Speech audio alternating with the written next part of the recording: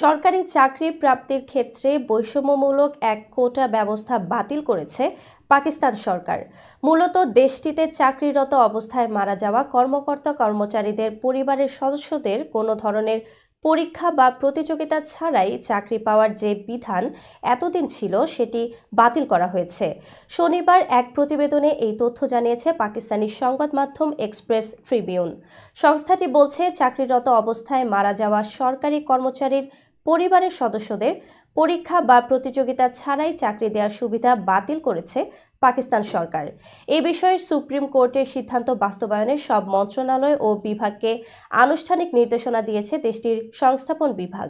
সংস্থাপন বিভাগের জারি করা বিজ্ঞপ্তি অনুসারে 2024 সালের 18 অক্টোবর দেয়া সুপ্রিম কোর্টের রায় মেনে কর্মকর্তা-কর্মচারীদের পরিবারের সদস্যদের চাকরি পাওয়ার এই সুবিধাটি প্রত্যাহার করা হয়েছে। এই সিদ্ধান্ত সুপ্রিম কোর্টের রায়ের তারিখ থেকে কার্যকর হবে। তবে মৃত কর্মচারীদের পরিবারের সদস্যরা এখনও প্রধানমন্ত্রী সহায়তা প্যাকেজের অধীনে অন্যান্য সুবিধার জন্য যোগ্য হবেন।